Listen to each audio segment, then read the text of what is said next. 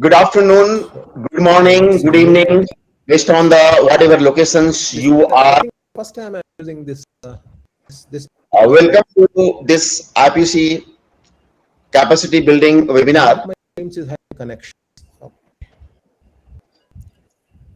let me. And we are happy to welcome you from a different part of the Okay, world. what I will do is I will switch off my system and re-switch it on. Wait a minute. Yeah. Professor Rao, you are audible, you are clear. Go ahead. Yeah. So, once again, good morning, good afternoon, good evening to people who are joining from different part of the world. Intercontinental ballistic missile probably is saving the world from the Third World War. A similar approach required to solve the very complex and wicked problem like the pandemic or the infection control. And it also demands a multidisciplinary approach. We are happy to gather here professionals with the different background from academic, from the medicine, infection control, ministries, to join together to discuss this possibilities, what are the IPC capacity building situations, opportunities and challenges in the world, in Africa, Asia and Middle East. We have having a galaxy of expert here, which includes the Vice Chancellor of the University of Hyderabad, Professor BJ Rao, Mr. Maher Muhammad, who is himself a champion in IPC, who is one of the founder of the CIC certificate, CIC Academy. Very clearly audible. We have, so let us say this way. Let us stay this way. I am not able to hear from your side. It will improve. Sir, you are Professor Rao. You are very clear. We can hear you very well. So just wait for a second. We have the IPC experts joining us from Saudi Arabia. We have academicians like Professor Sham and Dr. Ranga Reddy from Infection Control Academy of India. I am very clear. Very briefly, I will give the session now, hand over the sessions to Dr. Ranga Reddy. Before that, you are joining from different kind of platform, from different channel. I can see it from YouTube, LinkedIn, Facebook, Twitter, and the website pgdipc.com. So all of you can ask your questions by putting the comments there. And there is another way of asking the questions, which is a slightly simple. Is that by putting the questions in the link which is flashed in the page right now, that is dipc.online/30. The questions will be responded in turn to you by our professionals. Okay.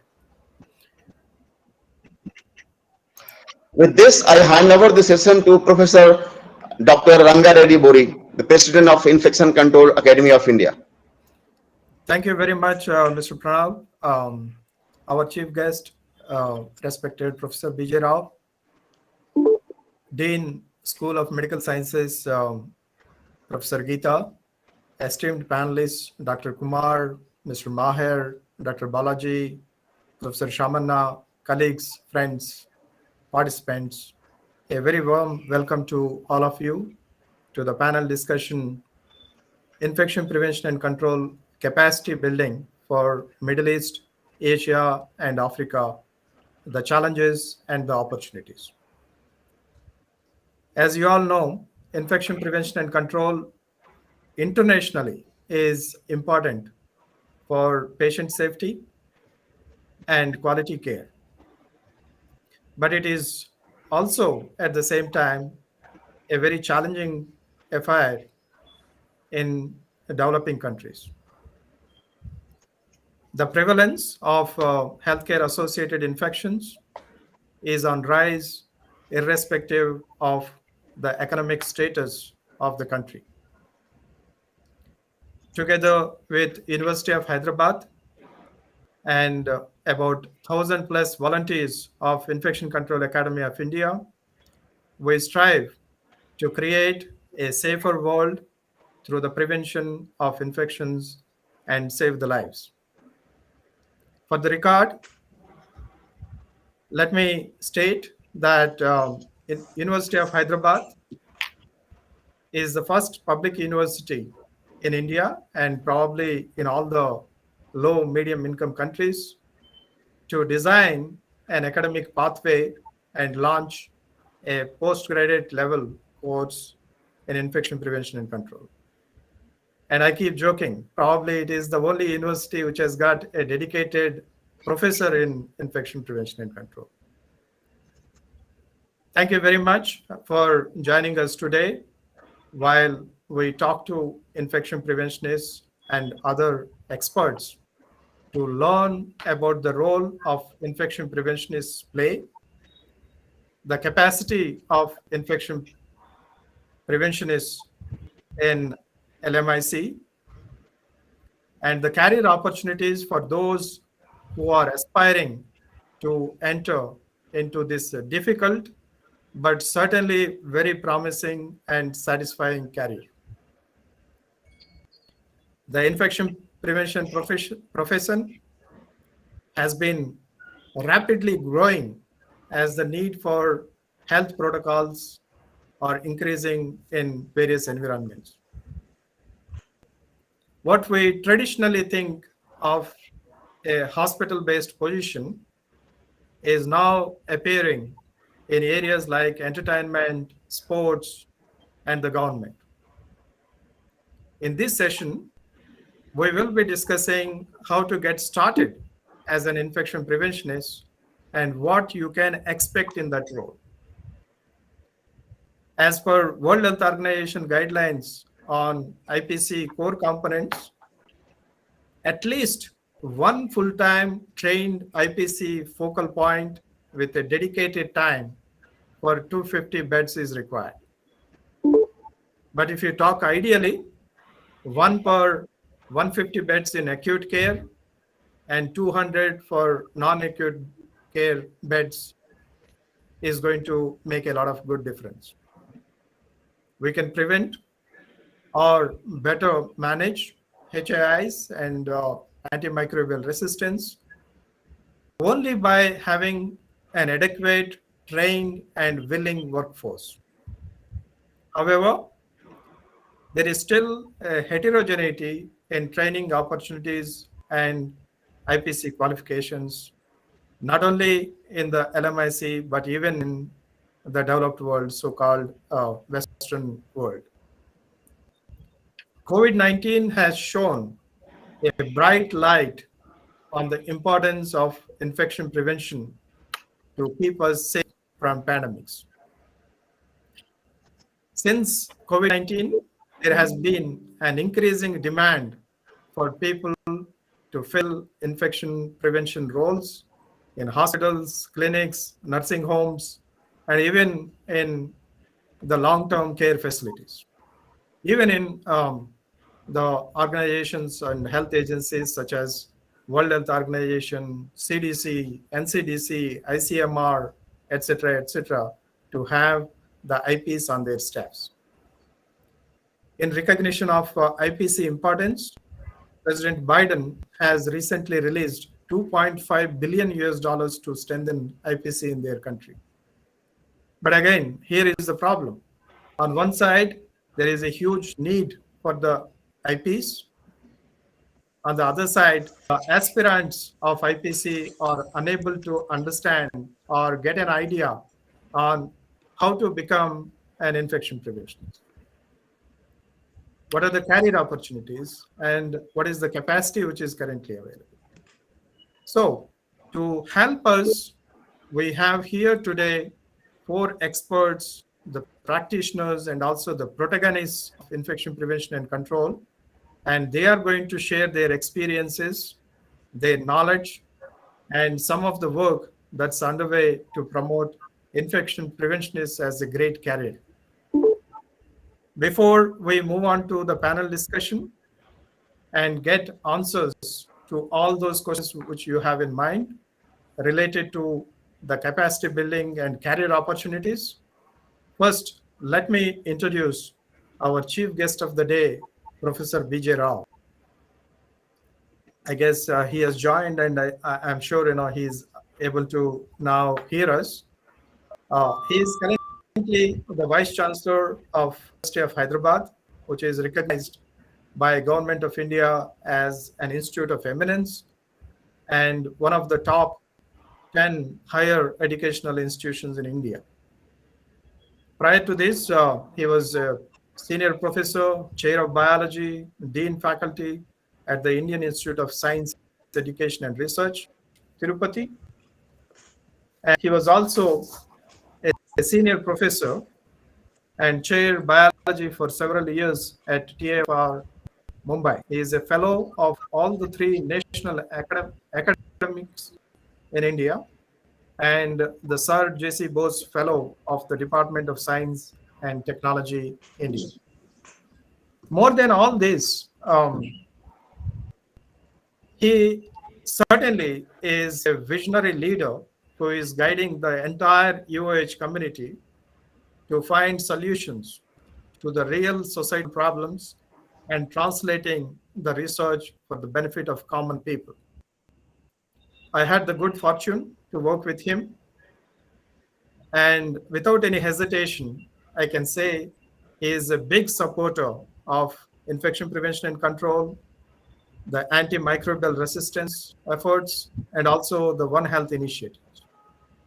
With this brief introduction, now I request Professor Rao to address the gathering and give his message. Over to you, sir.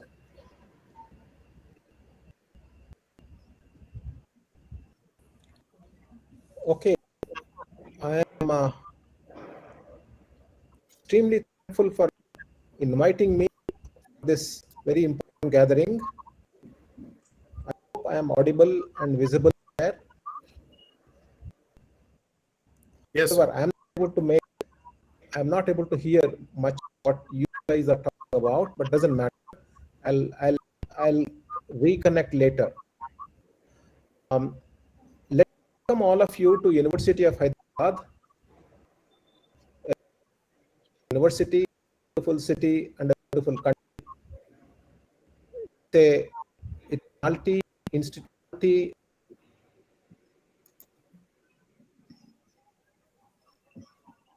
infection prevention control capacity building course that we are doing as a partnership effort between University of Hyderabad and Infection Control Academy of India, two prominent institutions in the country in Hyderabad are partnering together towards a very important cause: infection prevention control capacity building.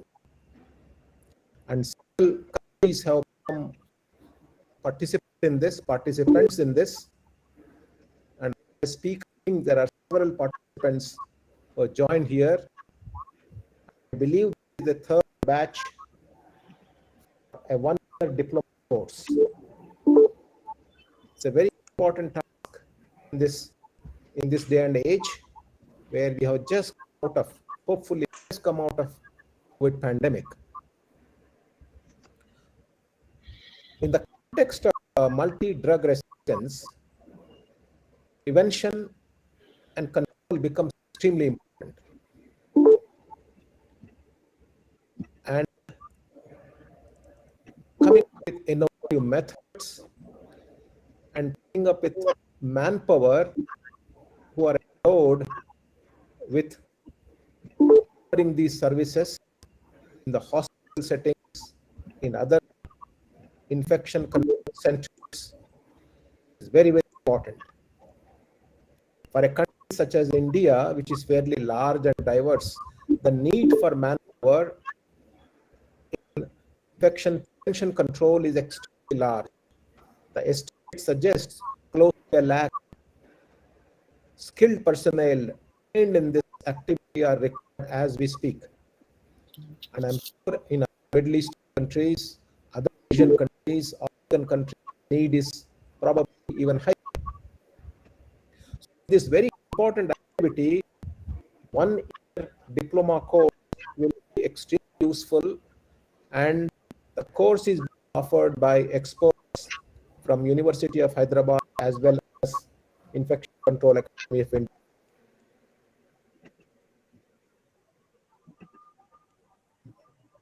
In this particular area, Professor Ranga Reddy garu, Professor Geeta Vemuganti garu, Professor Shamanna garu, these are all renowned experts. There are other experts who are part of the program. So it will be a wonderful program where participants will be trained for all the activities related to infection control and prevention. University of Hyderabad, of course, is a multidisciplinary, very excellent university in the country. It is an institution of eminence.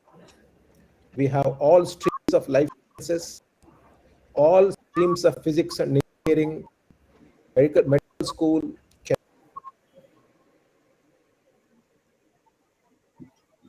activities in social sciences, humanities, etc. Anthropology activity is quite good. So you can see that University of Hyderabad is bestowed with the best talent in all different disciplines, and I would therefore believe that the holding, the imparting of training given by us in partnership with IFCAI will be very rewarding for all the participants of this program. So I wish this program extremely high success, and this program should impart high-end skills, very practical skills, and very futuristic skills required in this activity. I don't know exactly how many members have already signed up this program. I would think at least close to 100 to 200 will be interested in it, and these are from SAARC countries, GCC countries, other countries as well. So therefore, I welcome all of you to this beautiful university, and I wish you all the best in this important and profound useful activity. Thank you. Namaste to all of you. Thank you, sir. On behalf of Infection Prevention and Control community, I extend a very hearty thanks to you for your message and also the encouraging words, and for gracing this occasion despite of your very busy schedule. Today we had the opportunity to hear your thoughts, and this surely be going to encourage us to do more in terms of creating the IPC capacity, not only for India, for the world. And let me add, sir, I am sure this particular day, the 12th March 2022, is going to remain in the annals of IPC as a very special day, because this is only one probably ever event which has happened to specially discuss about the IPC capacity building for LMIC. Thank you, sir, once again, and we'll certainly keep you updated on the developments. Now, let us move on to the panel discussion, and today I cannot ask for more. The kind of wonderful panel I have, I'm sure we will be able to get the best of the answers in terms of the IPC capacity and also the career opportunities.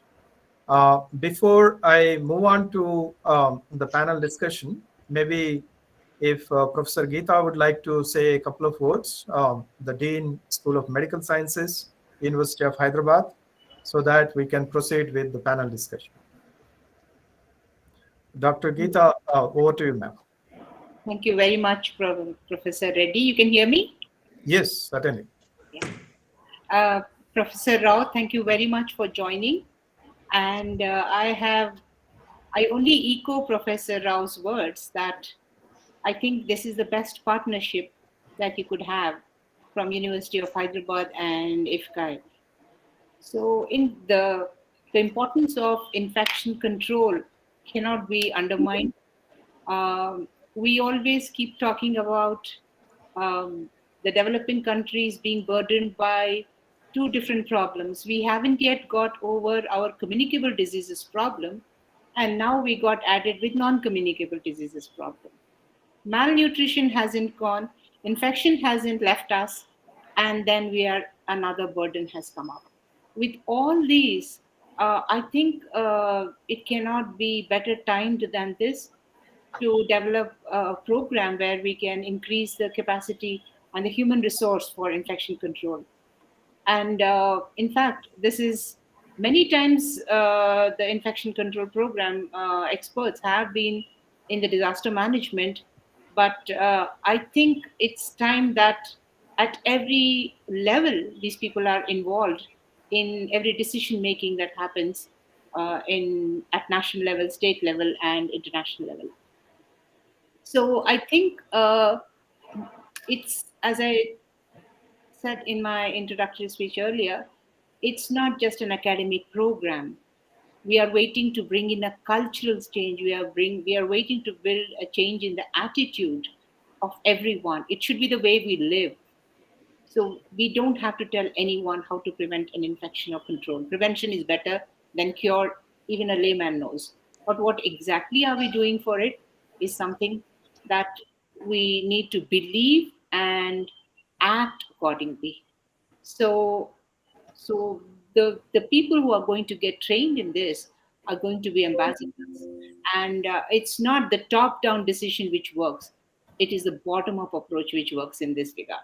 So I think by building up the capacity, the human resource in this field, you are contributing in a very big way, and I'm sure this effect will have a rippling effect, and it will penetrate in every organization to all levels.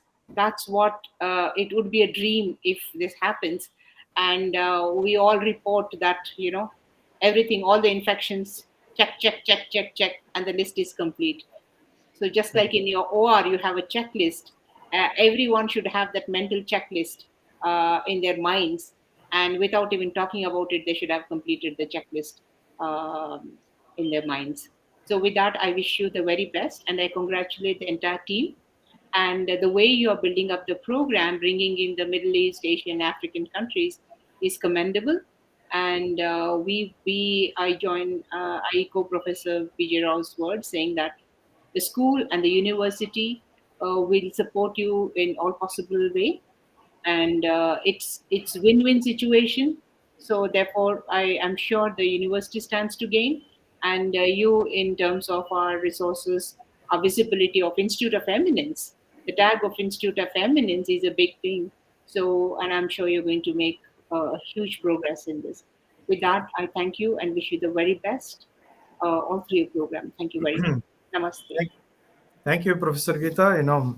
For, of course, you had been like a rock behind this program always since its inception, and again giving us that assurance of all your support, both as Dean of School of Medical Sciences and also as the representative of the University of Hyderabad. It is very heartwarming, and definitely it is going to make a lot of difference for creating the capacity.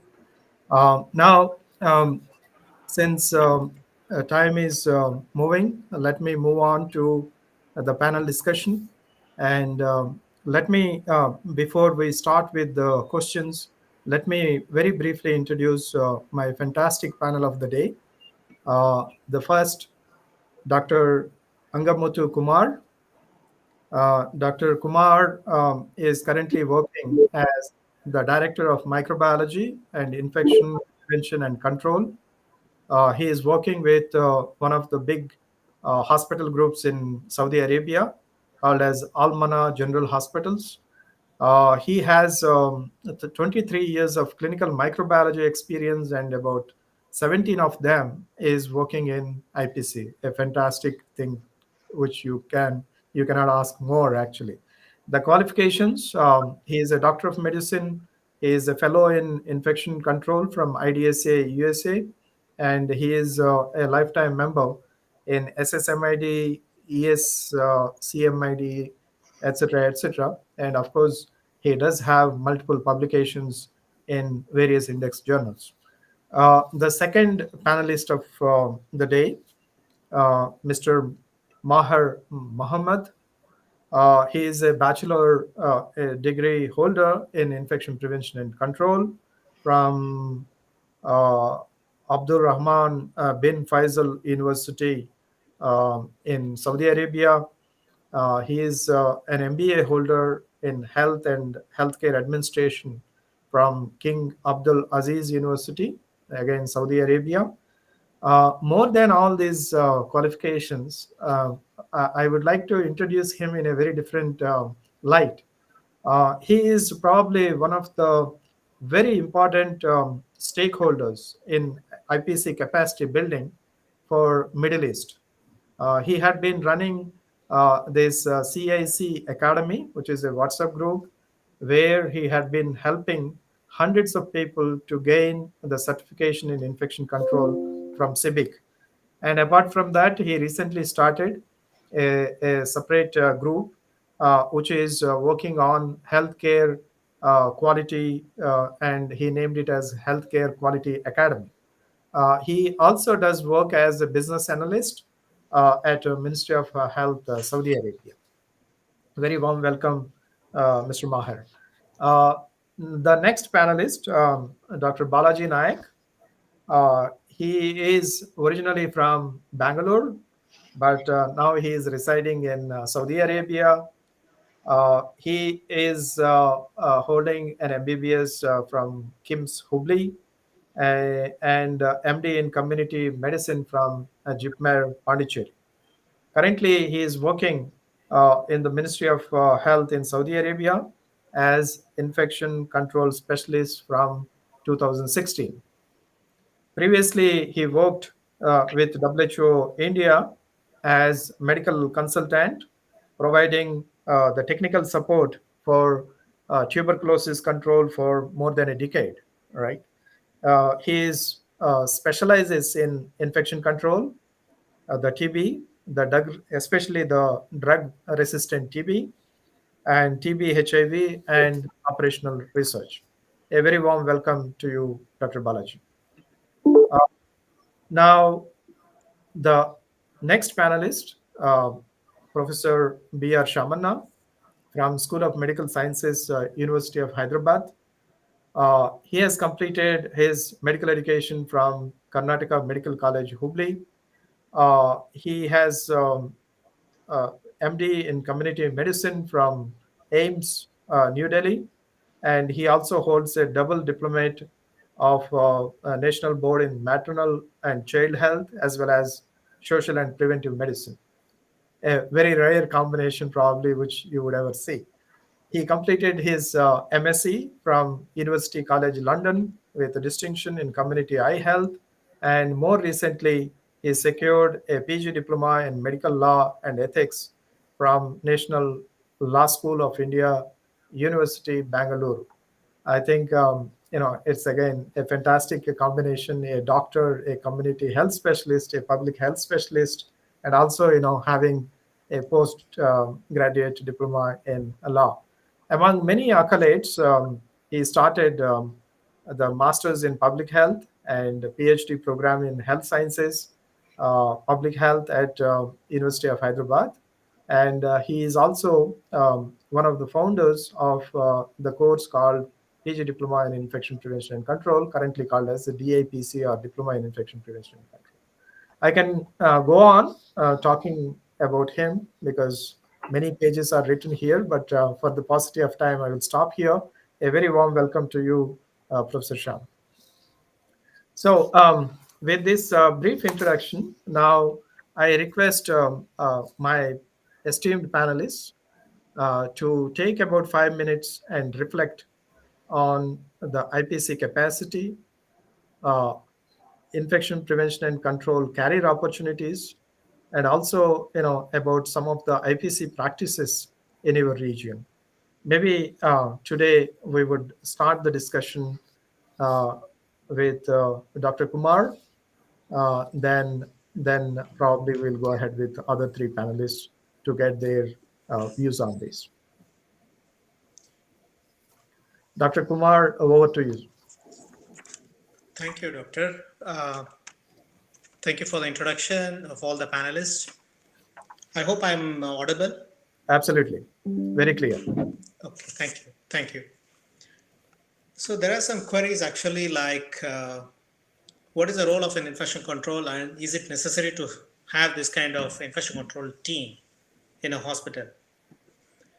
Yes, in today's situation, most of the hospitals, or 90 to 95% of the hospitals, are getting accredited by the national agencies or international agencies.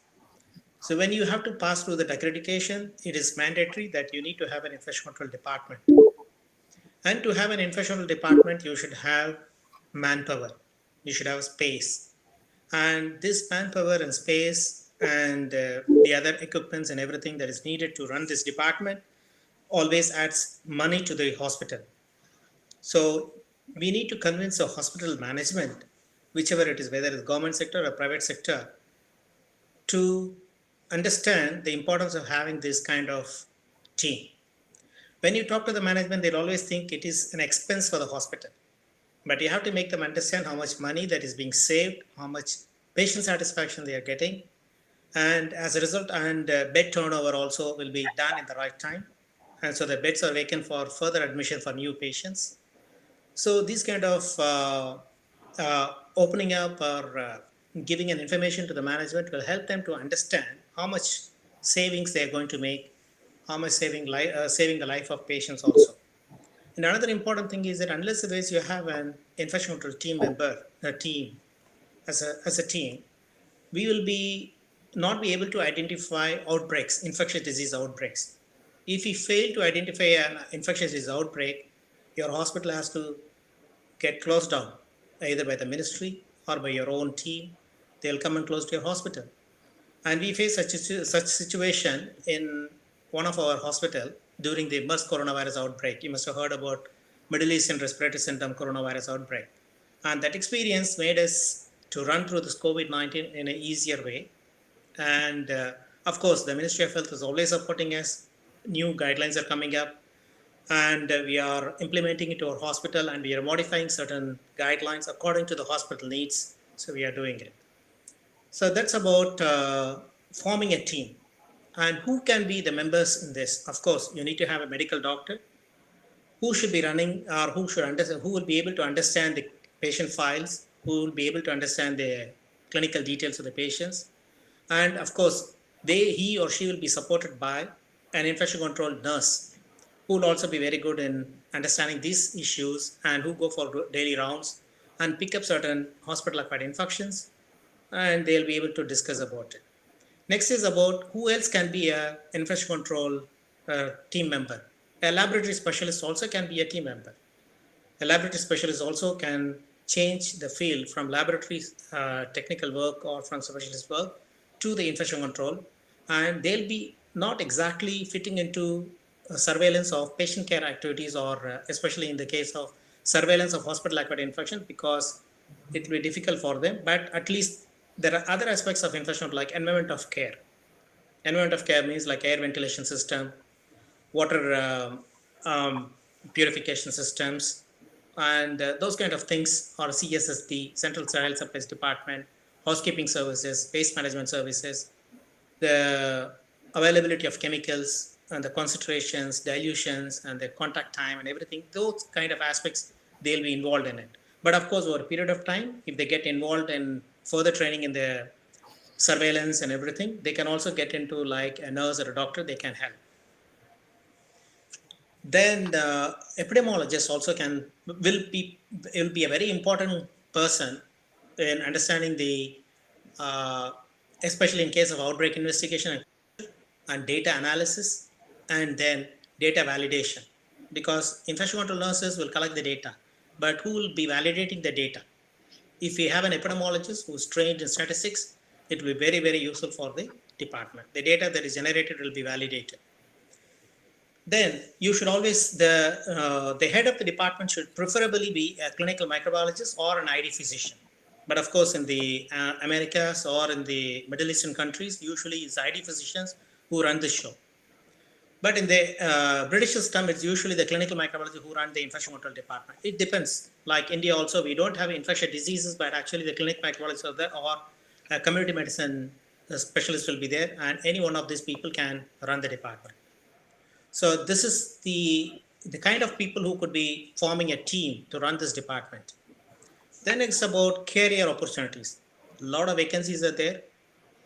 There is a need for infection control people to take over the job.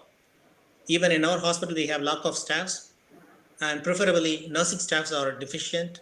And these nursing staffs, if they take up infection control, it will be very useful for the hospitals. Because according to the Saudi Arabia, there are a lot of recommendations, and if you cannot fulfill the recommendation, you cannot get accreditation in Saudi Arabia.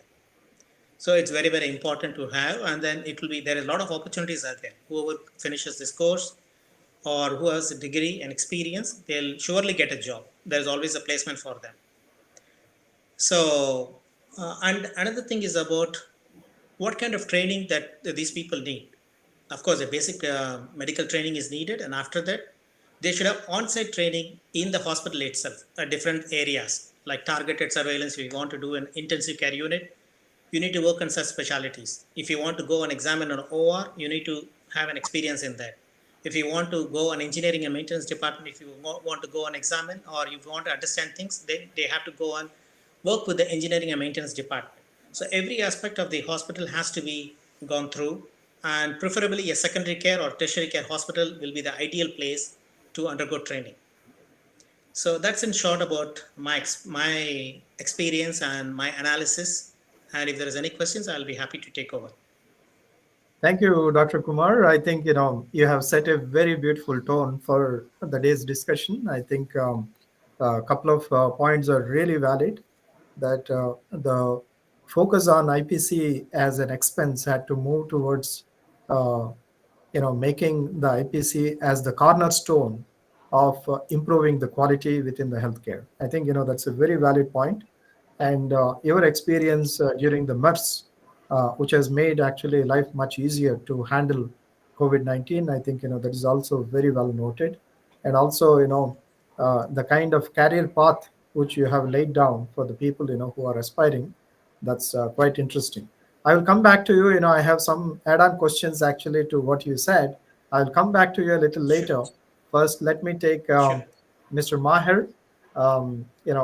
Over to you. Probably you could actually give some kind of overview of your work, what you are doing, what is the kind of capacity which is there in Saudi, and what are the efforts being made to create the capacity, and also probably again about the career opportunities for the people.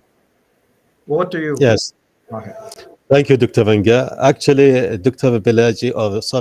Kumar has covered many points regarding the IPC work in Saudi Arabia. So I will go through it again. As you know, the world or the health global threats from the pandemics and the antimicrobial resistance, it is going on. And this threat is increasing every day. So the mission of many infection control agencies has been updated, especially in the EPIC. As we can see, the EPIC now, the missions is to advance the science and practice of infection prevention and control. And those advancements need university work, educational work, diploma, bachelor, master degree. And the work of infection control now is not limited only in hospital, but it's also expanded in the hotels, in the gyms, in school, and etc. Plus, the competent IPC is required, as said by Dr. Kumar, by the accreditation agencies, the JCI and Saudi Sibahi Center, the accreditation Sibahi Center, and the Infection Control Administration work. They requested a certified and well-trained and expert infection control practitioner to run the infection control program. And can be achieved, this standard can be achieved by the CIC or the diploma in infection control. The infection control play a major role in the patient safety and preventing the adverse and sentinel events. Thus, the qualification now for infection control is requested by the hospitals and by the agencies. And this qualification is usually offered by the university. Still, we have some shortage of these qualifications. So there are some online courses offered by the WHO and CDC and etc. Plus, we have some kinds of certifications which is accredited by the agency or accreditations agency, as we mentioned earlier, like the CIC, which is offered by the CPIC. This CIC, we have worked on it, and their mission and vision were highly inspiring us. They said in their mission, they provide pathway to assess and maintain infection prevention competencies. These competencies actually mentioned by Dr.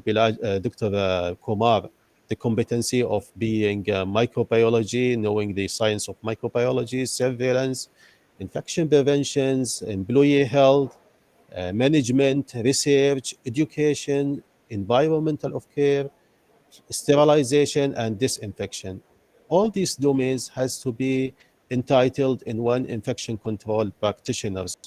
So for that, the CPIC is maintaining an online exam of 150 questions over 3 hours, testing the capabilities of these infections preventionists in specific questions, which is based on scenario questions.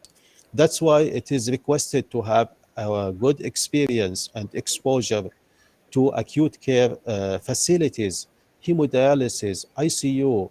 Uh, this will give you more experience and answering the CIC questions. The CIC, actually, it will move your profession forward. It will support your knowledge and skills, enhance credibilities, prestige, and also it is personal satisfaction. There are some requirements to apply for these certifications. Actually, you have to log in to their websites and create an account and submit your degree or qualification, job description, CV, attestation, and the payment. And recently, now they are accepting healthcare workers with diploma degree to be CIC. Actually, we have so many Indian members. They have been joined the CIC Academy, which is created in 2017. And we have enlightened, or we have specified our goals. We are promoting and supporting for certifications. We are sharing experience and knowledge of infection control and providing professional advice. This is run in WhatsApp group, as mentioned by Dr. Ranga, and we are doing that in daily basis. Most of our members, they join this WhatsApp group from the Middle East, from Africa and India. And we have a lot of members, they being certified. Actually 168 members, they being certified through the year of 2017 to the year of 2021. Most of them, they are female, and most of them, they carry bachelor degree. The job opportunities or the value of the certification, it will open more doors for you to have job opportunities in Gulf area, in Saudi Arabia. And Dr. Balaji, maybe he shared with me this issue because he is one of the auditors of the hospitals in infection control, and he has some standards to go through it. And one of these standards is to have competent infection control practitioner. And this competency has to be shown in the personal file through certification, experience, training, and so on. Plus, it's not only that we are running in the CIC Academy group, we are having a very unique members. They are nominated by the CIPIC as the CIC idols, and other members, they have contribution with the EPIC. Other members, they have been nominated as EPIC Hero in 2001, and they are all sharing their knowledge and experience in our group. Our group is, as you know, it is not an official body, but it is a tool that help infection control practitioner to be certified. We are planning to develop and to coordinate with many agencies, hospitals, universities to develop courses and programs to make it more robust qualifications. Plus, we are contacting the Saudi commissions for health specialists to certify or to classify these such of the certifications in order to have more value for their certifications. Actually, some of our members also have been recently get this diploma degree from University of Hyderabad, and they carry the CRC certification. Such members, we have to work with them to be added their qualification in Saudi Council for Health Specialists and promote for more certification for them. I'm really proud of my Indian members in the CIC Academy group. They have been certified along these years. They are doing such great work in the CIC group. And we like also to invite you to this CIC Academy group, which I'm gonna share with you my mobile number. You can join this group and interact with the infection control practitioner around the world and share experience and CIC certifications. Thank you again for having me today and welcome for your questions about the CIVIC and CIC.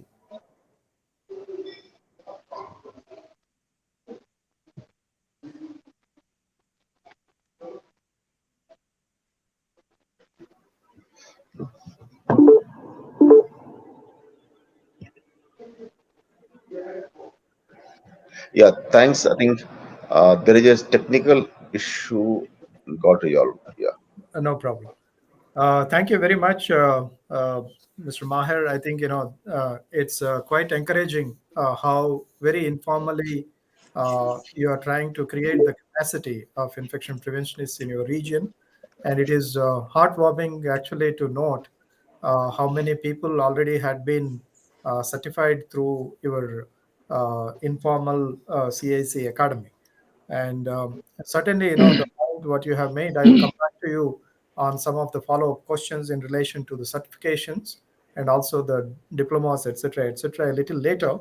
But now, let me go to Dr. Balaji, to have his perspectives, not only as an infection preventionist, microbiologist, but also as a person who is doing the audits of many facilities in that region. Um, Let us get his views and also a overview on today's topic. Over to you, Dr. Balaji. Thank you, Dr. Reddy. I hope I'm audible. Yes, very clearly. First of all, warm greetings to everybody who is attending this session. To be very honest, all the points have been already spoken, what I had prepared for. But I would put it in a more practical sense. For me, infection prevention has been more, I can say, exciting to be putting it in a very good way. All my work in TB, which I did when I was in India, dealing with MDR TB, the gravity of the problem of drug resistance was overwhelming. But what I saw in India, the weightage or the importance given to infection control as such is not that much, which is a big gap. I can say the focus is more on curative services. There is a stark contrast when I came here in Saudi Arabia as an infection control specialist. The resources dedicated and the weightage given to this specialty is very good. And that makes a big difference. I think that is what divides the West and I can say the low and middle income countries. The importance given to the prevention aspect of the disease. The problem is big. To keep it in a very short way, the problem of HAIs and AMR is too big. When I say too big, in context of mortality and morbidity and a huge cost involved. Just for an example, I just read somewhere it costs around 40 billion a year just in USA. I think this is very, very high when you compare with the investment what you can make in preventive aspects of this area. Regarding the capacity building, coming to today's theme, capacity building and opportunities available, job opportunities, I think it's been very well laid by our senior colleague, Dr. Kumar, and my friend Maher. I have been working closely with these people from last few years. There is immense scope, no doubt in that. There is immense scope.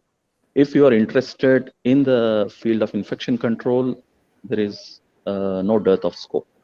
But what is lacking is formal qualifications, which I hardly found when I was back in India, and I think now it is developing, and quite a few offline courses, as Maher was telling, are available.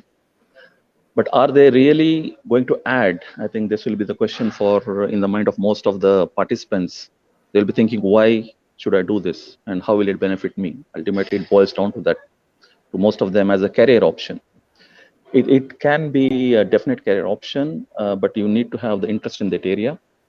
The scope is huge. You can be from most of the allied medical field, allied branches. A formal degree with add-on infection control course or a certified course would really benefit.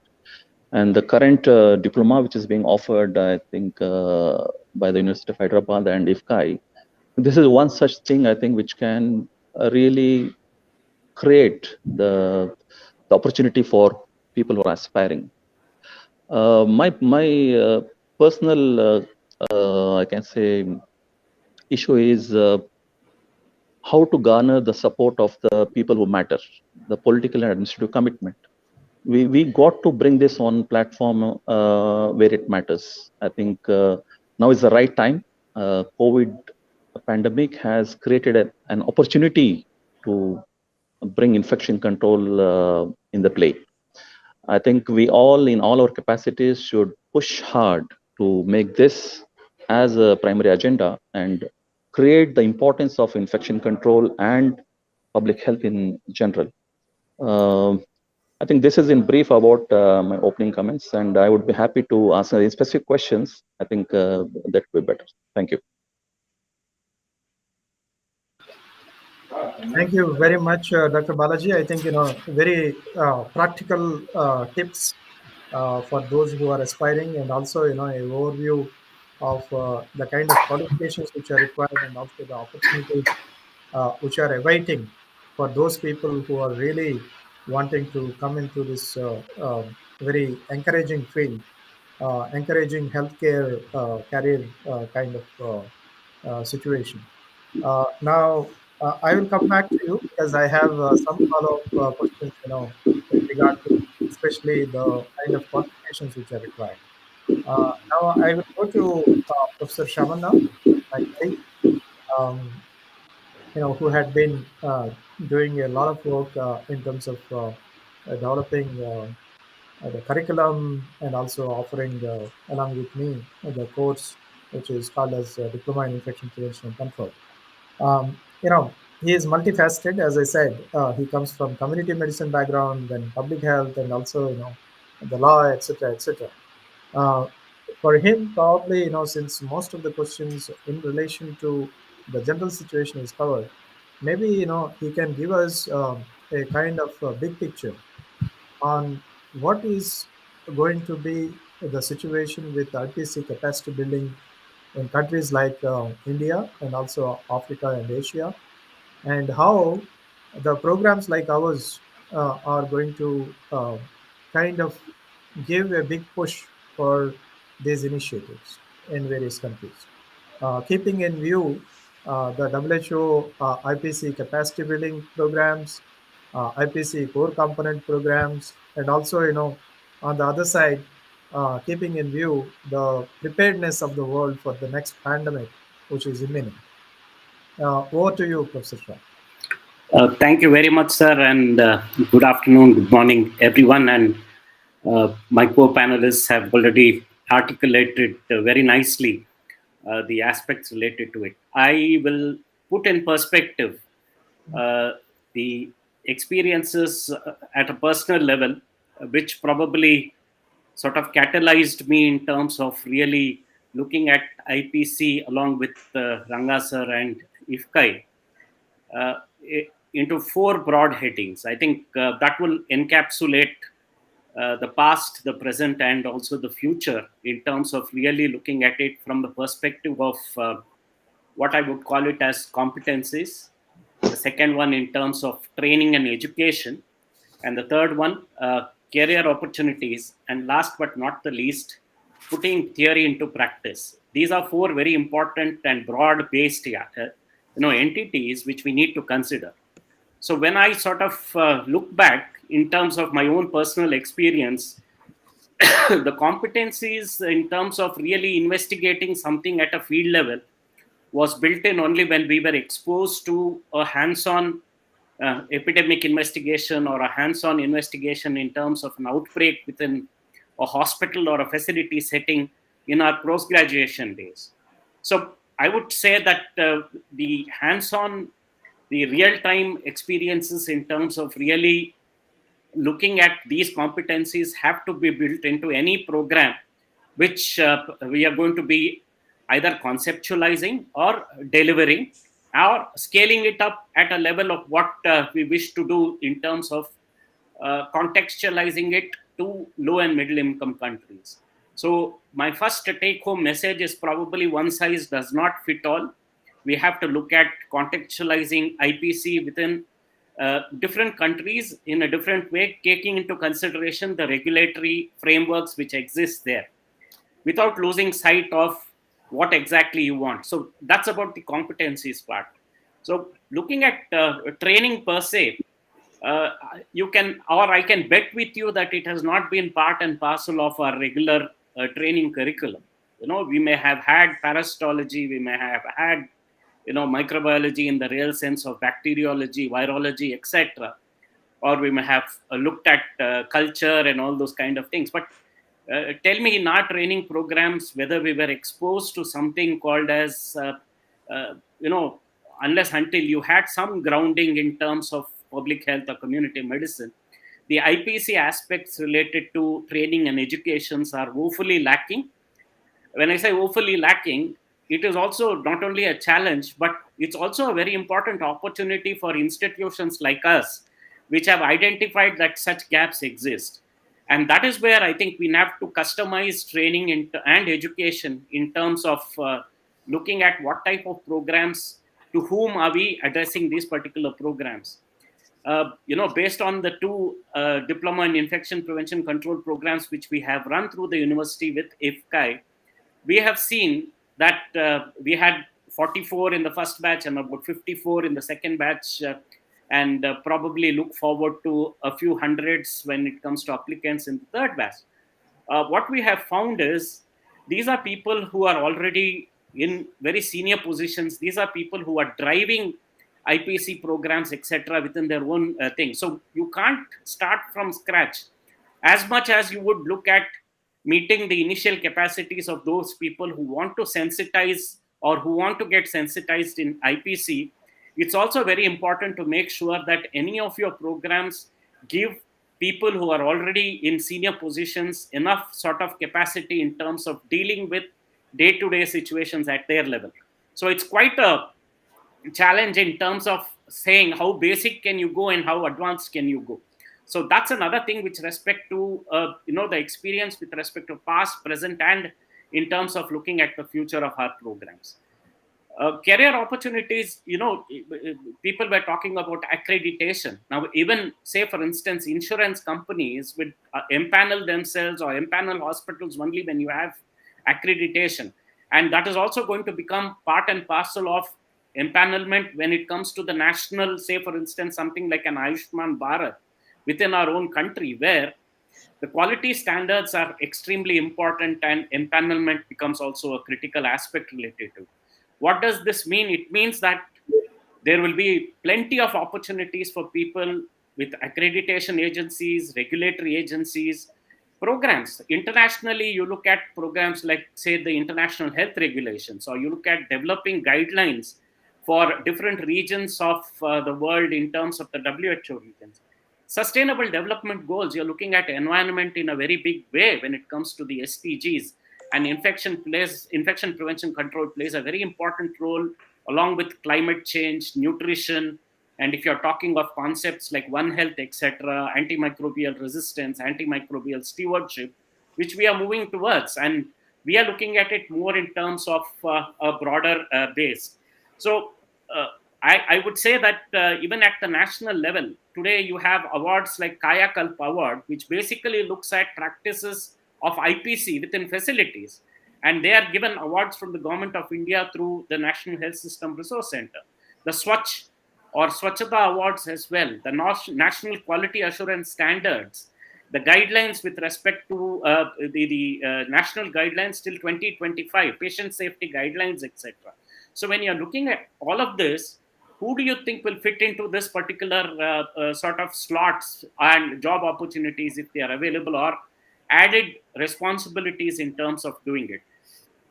Lastly, I just want to end by saying practice, I think we are woefully short of implementation capabilities. We are taught in classrooms, theoretically we may have built up our sort of knowledge base, but when it comes to really adapting it into a real life situation, I think we are a disaster. Let me put it very bluntly that it's been disastrous, and you don't have the luxury of saying that I will learn on the job. It doesn't happen that way, because you're playing with patients' lives. And that's a very important aspect. And just to end by saying that it is now, if you look at the major causes of mortality at a global level, infections stand out as probably the fourth most important causes, and it figures very highly when it comes to the communicable, the newborn, neonatal infectious disease category. I'll be very happy to actually look at what we would do in future in terms of taking this forward based on the questions which may arise. Thank you once again very much, sir. Thank you. Thank you, Professor Sham. You have rounded it very well. And just, to summarize and also to take from where you stopped, infections adding a big burden to the mortality and also the morbidity worldwide. I think, another big aspect is probably the antimicrobial resistance, which is a cousin sister of IPC, right? IPC and AMR probably are indivisible, and they also had to be a part and parcel of any IPC course or IPC capacity building kind of program or the guideline. That is a very valid point. And in regard to the customization of the programs to suit the local needs, I think that's a very well made point. And talking about actually the course which we are running, you have made a point saying that most of the people who are joining this course are coming from the fields like microbiology with already with advanced kind of studies in microbiology, clinical microbiology, etc., etc. That leads me to a question to Dr. Kumar. Dr. Kumar, if we talk about IPC as a profession, right? It all has started in North America in probably something like 1950s, where they saw the need actually to have infection preventionists as a separate specialty who are going to take care of the healthcare associated infections. Since then, unfortunately or fortunately, there are no proper, kind of academic programs which are built, or there is no academic pathway, right, to really prepare the kind of capacity what is required for the world. If you look at the North America and also probably Australia and GCC, most of the people who are coming for kind of accreditation, they are mostly coming from the stream of nursing, right? Whereas in Indian kind of settings, Dr. Sham has mentioned that mostly the people are coming from microbiology background for with an aspiration to get a diploma or an advanced kind of degree in infection prevention and control. Why is there such a dichotomy, and how do you see going ahead the composition of infection preventionists in the low medium income countries like India, Africa, Asia, etc., etc.? Over to you, Dr. Kumar. Thank you. See, ideally, a well-trained, anybody whoever is having a qualification also should have hands-on experience, on-site experience. Like, for example, a person who is getting training in India, if they come over to Saudi Arabia, and the resources will be very good, and they'll be applying it very easily. But a person who's trained in Saudi Arabia, if he comes back to India and wants to take over a job, he or she has the knowledge, the policies and procedures may be there, but resources may not be there. The materials may not be available. For example, there won't be any purchasing department. The purchasing department should be allocating certain amount of money, certain amount of resources to procure all the necessary things to perform the job. So what I'm saying is that anybody can do an infection control. He could be a physician, he could be a surgeon, he could be a medical director, he could be anybody. But ideally, who can do the full-time job? Because he cannot leave his primary job and come over to infection control. So that is the reason why we want a nurse who should be trained in this one, who can dedicate her or his time fully into infection control. So preferably a nurse. Second thing is that a microbiologist has a knowledge about the intricacies of the organisms, the drug resistance, and he has a medical background. So he or she will also be a good person to lead the department. If you have an infectious disease physician, it will also be very added advantage because he has a clinical experience of dealing with infectious diseases, plus laboratory experience also. So he or she will also be from that specialty also will be ideal person to lead the department. But these head of the departments are not the one who is going to do the daily surveillance or daily work. You need to have somebody below them who has to collect all the data and find problems in the areas of patient care activities. And they have to sort it out then and there itself to bring it, and which cannot be solved by those people, they will bring it to the head of the department. And this is how we have to work. So ideally, a medically trained person will be the best person to any kind of medically trained person. As I said before, it could be a laboratory personnel, a nurse, or even a well-trained dental hygienist, or even a dental technician can also get into this. So these are the people who will be ideal to undergo those kind of training and who will do the hospital round works. Thank you, Dr. Kumar. I think your point is very well taken. If you look at again the North America, recent dynamics in infection prevention is kind of career market. If I had to say market, more and more public health professionals are also coming. What is your view on that? Yes, public health professional also will be also a welcome member. But one thing is that what I'm saying is that, for example, if you want to do a targeted workup, like for example, you want to work in ICU, you want to do a surveillance in ICU, you should have patient care experience should be there. Like for example, how to insert a central line and how to care for the central line. And the person who's having those kind of experience will be doing the work much easier. That's what I'm saying. But doesn't mean that other people cannot do it. Anybody can do it as long as they have a training. Absolutely. Thank you very much for that. Now, going back to Mr. Maher, you have kind of produced almost near to 200 certified infection control professionals through your programs. If we talk about CIC, I think sometime back we had the opportunity to discuss on this. CIC is more of a certificate which is informal and also probably which requires to be recertified again after every 3 years or something like that. Vis-a-vis these kind of CIC kind of programs and the very traditional educational academic programs from the universities. What do you think? The pros and cons of the certificates and also the academic programs. Can you actually enlighten us with your experience? What is better? what are the pros and cons of each of these systems? Yes, Doctor. Actually, the best is always the university educational. It is the qualification. And such growing certification, which is done by exam of 150 questions or 140 and some other certification, is another way to be certified in infection control. As mentioned by my colleagues, to be certified in infection control, you should cover 8 competencies in infection control. It starts with epidemiology, or sorry, microbiology, and that's why the microbiologist is always preferable in infection control.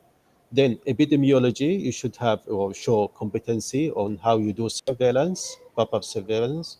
Then infection prevention, the third competency. Then going to employee health and occupational health, this is the fourth competency in infection control. Fifth competency is the management and communication and the quality patient safety. The sixth one is about research and education. Seventh one about the environmental of care. And the last competency in CIC is the sterilization disinfection.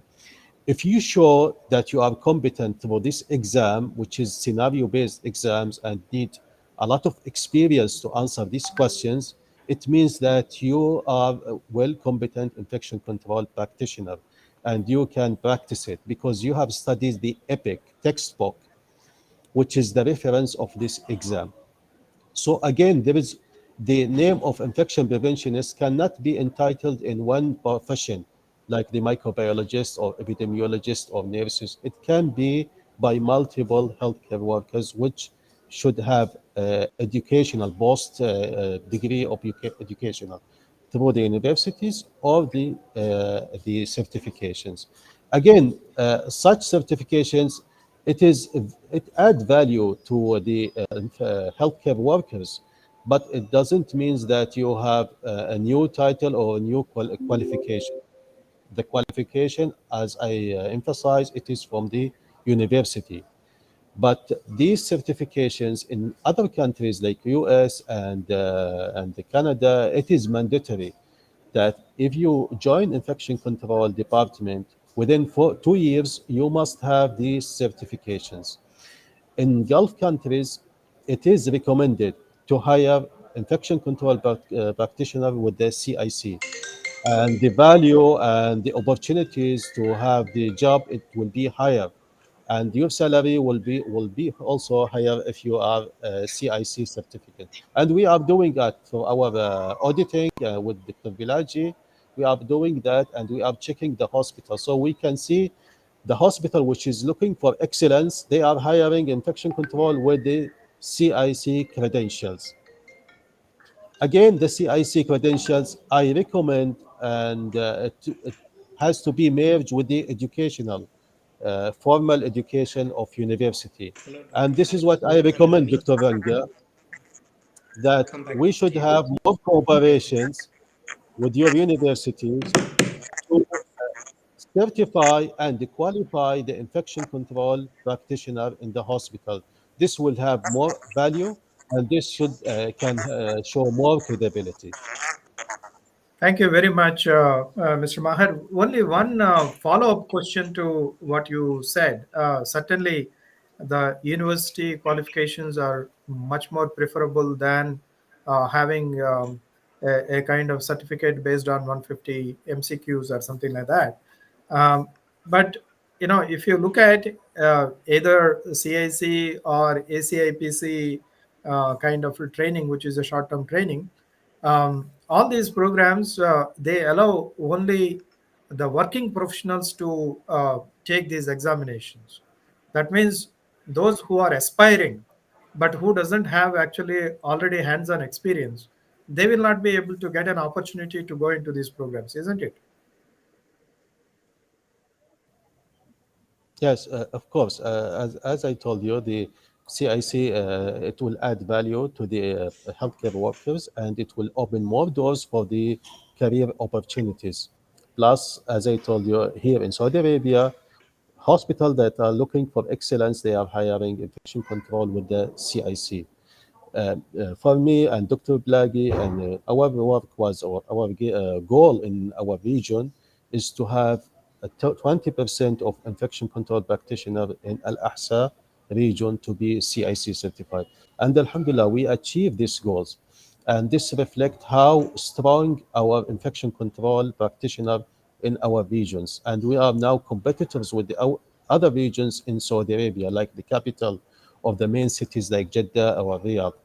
So I'm always promoting this way of certification because this is the most accessible and easiest way for healthcare workers who are engaged with the work days or home duties and cannot find time to join a university. But my recommendation is to join such certifications with the qualifications of universities. This will give more credibility to such certifications. Thank you very much. I think, what you talked about is very interesting, where there is a very healthy competition between the regions to improve the capacity of the people and also the capabilities of the people. I am sure that is going to make our healthcare much more safer than what it is today. Taking cue from what has been said earlier, that one of the major hurdles for building the IPC capacity and also to have the right kind of practices, Dr. Balaji, is having the right kind of resources, right? I think the lack of resources seem to be a big dampener, right, in terms of creating the capacity, attracting actually the right kind of talent into the infection prevention and control practice.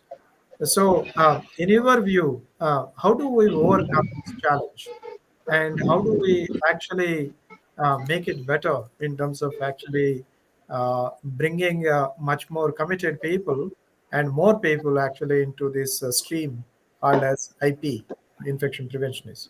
Your views, please. Thank you, Dr. Reddy. I think this was touched upon in brief by Maher, Dr. Kumar, and very well by Dr. Shamanna about the contextual needs. To put in again in a more understandable way, I would say it is not popular. When I say it's not popular, it's not part of our formal education.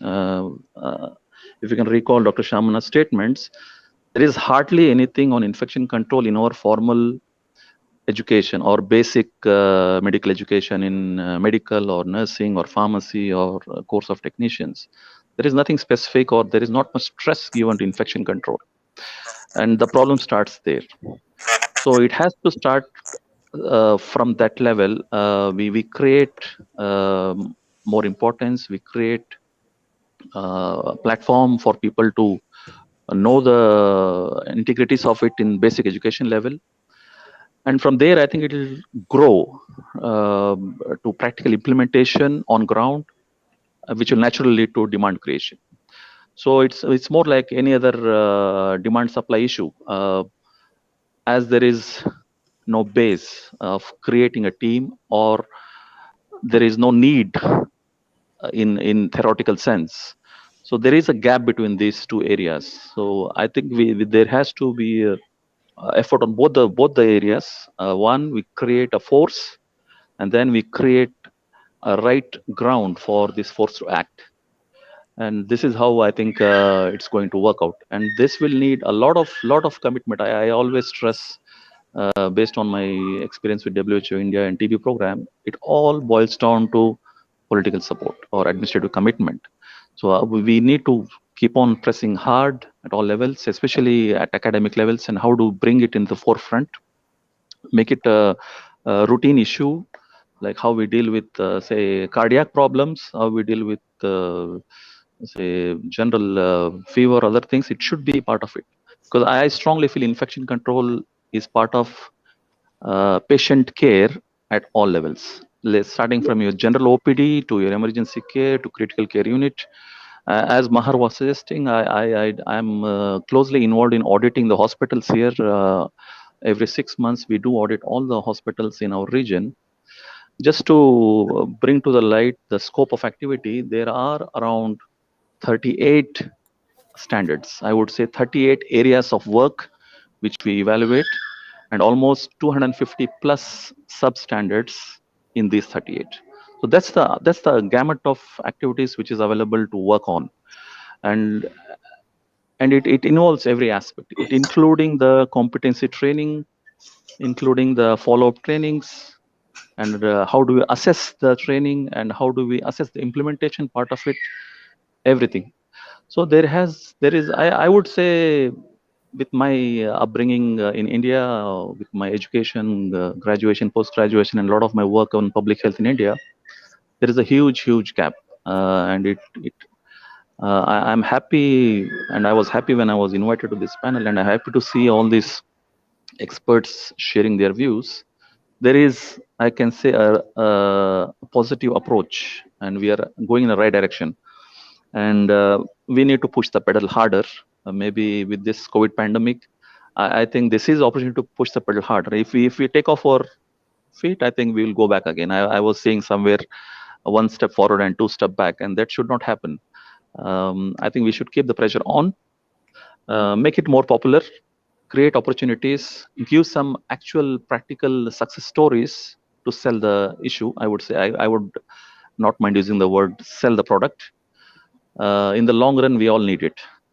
Thank you. That I think that's a beautifully put a point. I think, without political will and the government support, I think, we will not be able to make IPC as a mainstream subject or the mainstream specialty. That is absolutely understandable. I think, your point is absolutely valid, in terms of actually the push and pull mechanism, in terms of creating the kind of the visibility which had to come for this profession, right? As you rightly said, sell is not a cuss word anymore. We had to sell. If we can't sell, we will not be able to do the right things for our patients and right things for our patient safety. I think even WHO is using the word sell, when it comes to the IPC or any other practices. I think we should not be feeling touchy-feely about actually using the right kind of words so that, it goes into the psyche of the policymakers, not only in India, but elsewhere, where actually these practices are required. Just one follow-up question, before I let you go, Dr. Balaji. You see, when actually I was designing this first ever PG diploma course in infection prevention and control way back in 2016, I was in two minds when I was actually taking the opinions of various policymakers, public health specialists, and also the microbiologists, and also the colleagues from IPC practicing IPC practitioners, actually from Australia, Australasia, and US, Europe, etc., etc. Not everybody was very convinced that we need to have an IPC as a separate higher education institutional course at an undergrad or postgraduate level. But of course, during the last 2 years and now the third year, we see that there is a need for this. Do you think actually now actually if you look at EPIC, the largest professional organization in infection prevention and control, is also talking about an academic pathway at an undergrad and postgraduate level. What is your call on that? Is it going to help at an undergrad level and PG level if we are going to bring these kind of academic programs, or Yes. it should be restricted to only those people who are already practicing, and they should be actually certified to be better and better? What is your view? No. I think you are right in putting it in the initial statement. It has to be part of the basic curricula. The closing statement, I don't agree with that, because people who are already qualified, then they're performing some roles, might not be able to contribute in a larger sense. I think if we really want to create a bigger force, I think it should start from, say, undergrad levels, preferably. And definitely, once it comes to undergrad specializations, subspecializations, As you were telling, AMR is a sister concern of IPC. It's actually part and parcel and very much at the heart of IPC. There will be, I envision super specialties or more focused courses, IPC being the basic skill set. I fully agree with you that it should be part and parcel of the basic education, especially in any related health fields, like as Dr. Kumar was telling about nursing, laboratory, microbiology, public health, dentistry, anything which is related to, I would say, this basic components of asepsis, the standard hand hygiene, PP protocols, wherever we get across these things, I think it should start from very basic level. Yeah. Thank you, Dr. Balaji. I think that's a very comprehensive answer. I think it puts all the points into the bucket rightly, so that everybody understands actually the need to incorporate IPC at a very basic level curriculum of undergrad and postgrad level healthcare programs. I'm not talking only about the medicine. I am also talking about the dental. I'm talking about nursing. I'm talking about all the allied health courses where this had to be embedded. IPC had to be embedded into the curriculum. Then only we will be able to see some positive change. Since we are already out of actually the time, I would request Professor Sham to look at some of those very practical questions the people had been posting into the chat box. About the admission into this program, etc., etc. If you could kindly go through that, because I have lost access to the chat box. If you could kindly go through that and take up some of those very practical questions related to the course and admission, and also how to go about it.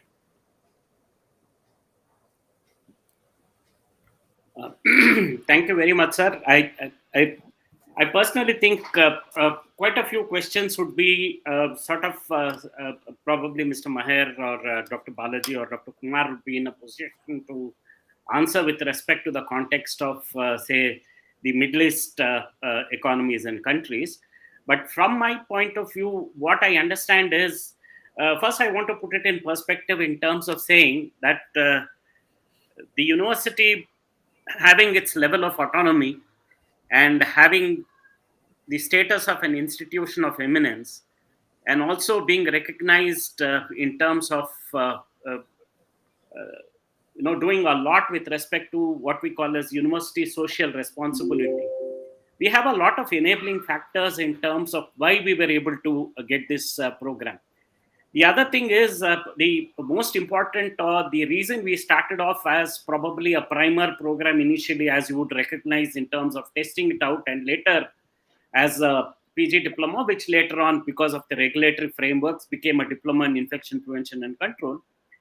We pitched it at a level of virtual and using methods or modalities of training and teaching which suits people who are able to spend some time in addition to the work which we are doing through what are called as self-learning materials, which does not replace textbooks, etc.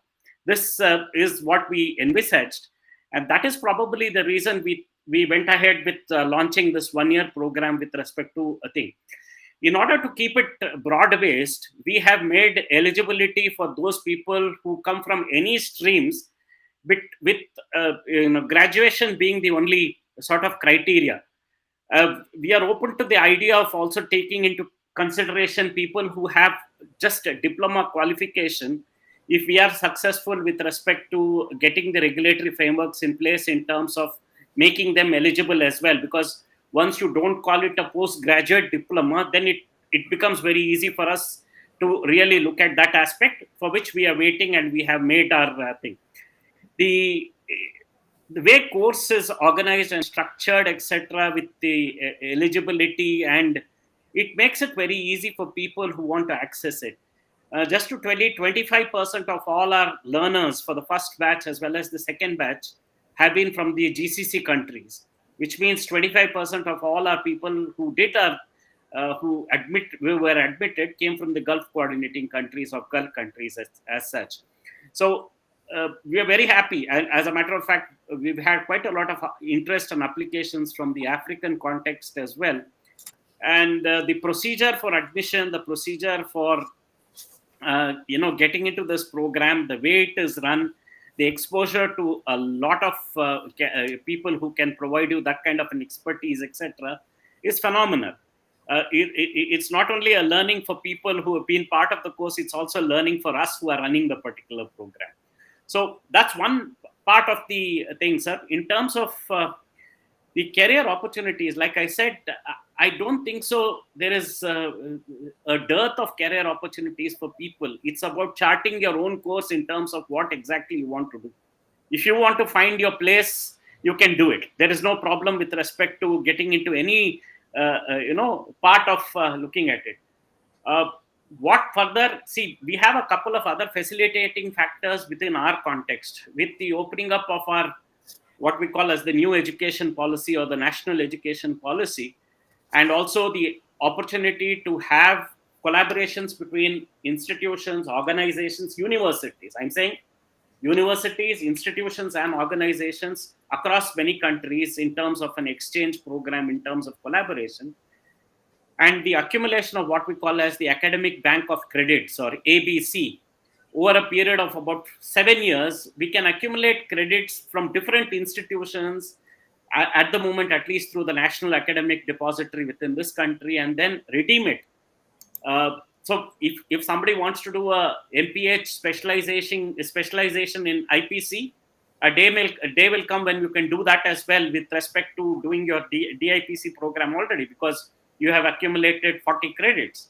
Similarly, if you're going to be doing serious research, doctoral research, it opens up the path to actually do a PhD. And if we have MOUs between our institutions, like for instance, University of Hyderabad and IFCAI, if somebody wants to do a PhD in infection prevention and control, looking at developing guidelines, etc., you can provide the opportunities in terms of material. We can provide the facilitation in terms of registration, coursework, etc. So to cut the long story short, I think, nothing holds anybody behind in terms of how you want to proceed. Thank you. Professor Shah, we have a very specific questions about this course and the area which you have already touched upon right now about the research, asked by Thorisho Elliott. The question is that, do we have a research associated with infection prevention and control apart from the clinical research career? Is there any things universities on that? Yeah, as you already know, Pranavji, as part of this DIPC course, one course is dedicated exclusively to doing a research project. So it's built in within the course itself. With respect to, if you want to become an entrepreneur after doing this particular program, you can set up your own sort of company, or you can also look at incubating something which is related to incubation, which is related to IPC within the university system, because we have many incubators now. So if you want to become an entrepreneur, you want to pursue serious research, we have a School of Life Sciences, a School of Medical Sciences, as well as this particular. So I'm just alluding to the fact that as much as clinical care and clinical research is important, research in this particular domain is also a very important aspect related to it. Thank you. What about this career path? This course particularly, the question is again from same query from Thorisho Elliott, that is this program only for nurses and doctors? It means can other people can also join this course? Look, anybody who is interested in IPC and has that basic eligibility with respect to, say, for instance, a graduation at this point in time, definitely you can go ahead and register, become eligible, get yourself admitted, do the course, and get certified. Oh. Thank you very much, Mr. Pranav, and also all the panelists, for a very interesting discussion. I think, we can go on. Looks like, with the energy of the participants and also the panelists, I think, we can carry on for another hour. But I think time has come probably to close this session. Before actually I close the session, if any closing remarks from any of the panelists, I would welcome. Then probably I would wrap the session. Dr. Balaji, Mr. Yeah. Maher, Yeah. I think, Dr. Reddy, this is a great initiative, what has been initiated by you and all the other colleagues in your team. It's really a welcome measure. I hope there will be more sessions in different platforms so that people get aware about these issues. I really congratulate you and your team for this. Thank you. Thank you very much. Any other closing remarks, Dr. Kumar, Mr. Maher, so that, okay. Dr. Kumar, we can't hear you. I think you are saying something.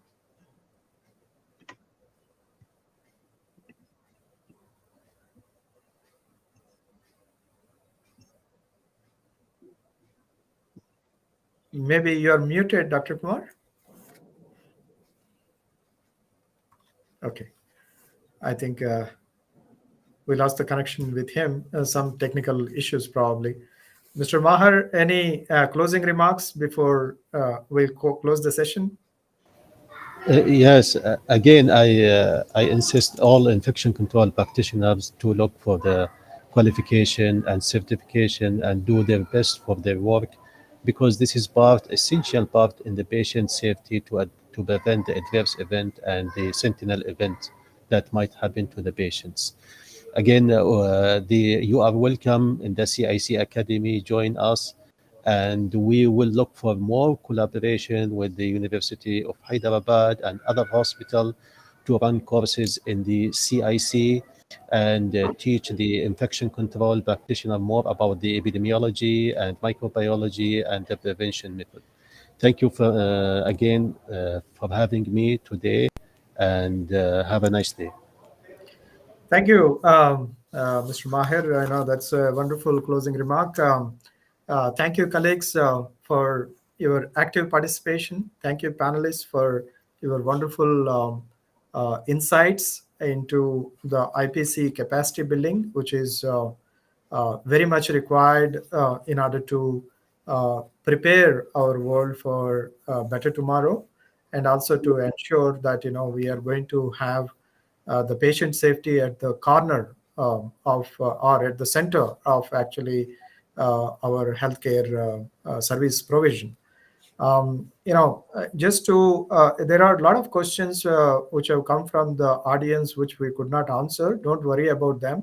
We will certainly try and answer them through a separate mail, because all of you must have registered. We will try and answer in shortest possible time to those questions which we were unable to take up during this session. And I would like to mention that this is first of its kind IPC capacity building discussion ever probably has happened, not only in low and medium income countries, but also anywhere in the world. This is first in the series, and probably in a few weeks, probably we will have another session involving our African colleagues, and then followed by our Asian colleagues to discuss the challenges and also opportunities in their respective regions, and also to give the kind of information which is required for the aspirants of infection prevention and control in those regions too. And as mentioned, this is a fairly young profession, infection preventionist, and the specialty or the discipline, infection prevention and control, is also young. We are all in there in order to develop this discipline into something which is going to really help the people to overcome the infection challenges. Definitely, we all will be in touch. And once again, I thank all the participants and also my wonderful panelists and also Professor Bijay Rao, the Vice Chancellor of the university, who has taken time from his very busy schedule to give his valuable message, and also Dr. Geeta, the Dean of School of Medical Sciences. Have a wonderful time. Stay safe, and we will be in touch. Thank you.